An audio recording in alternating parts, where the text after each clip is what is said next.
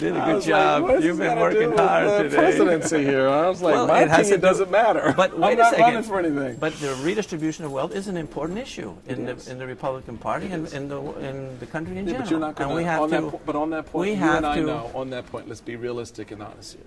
You're not going to go tell an individual who's on the Medicaid system, you're cutting them off. Period. Number one, you're not doing it. Well, you should transition out of it because it's wrong. But you have not answered the fundamental question. I don't care how morally wrong you think it is. What is morally worse is to transition them into nothing. Well, and until you come up with something that meets the needs of that individual. I just gave you No, you did not. You said charities, and charities are independent thinkers. They're independent actors. They're independent players. And they can, again, going to my original point, they have free will just like everybody else. They can give to you or not. They can support you or not. And until you come up with something that replaces the system to care for the millions of individuals who are in that system currently who count on and need that help, then the worst thing to do morally would be to transition them to nothing. Okay, so let me leave this thought decide in your mind. On that first. See, this is the problem. Can I leave a thought in your mind? Once I finish my last point, since you got more of my time than anyone else here tonight. Okay. Before you go down this road and you start putting out all these grandiose ideas about what's morally right, for me, for anybody. For me, I'm personalizing this. Oh, okay.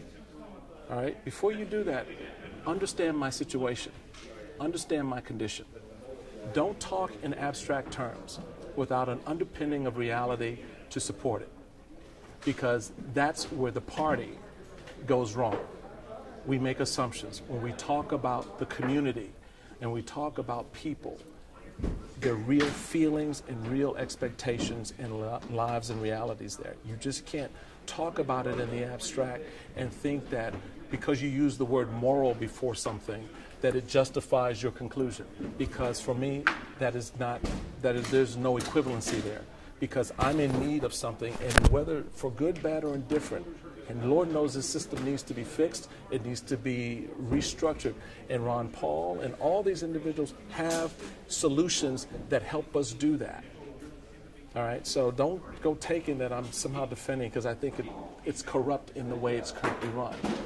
But you have people who have been brought into it and they're dependent on it.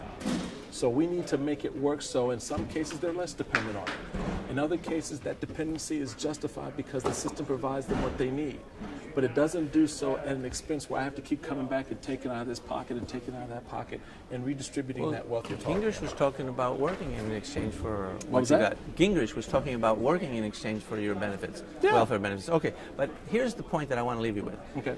If you want to understand why we are at the point where we are, where we have wholesale redistribution of wealth for every special interest group, including a safety net for bankers, a safety net for farmers, the reason is that we have deviated from the moral principle that you should not force somebody to give money to someone else if they haven't violated anybody's rights.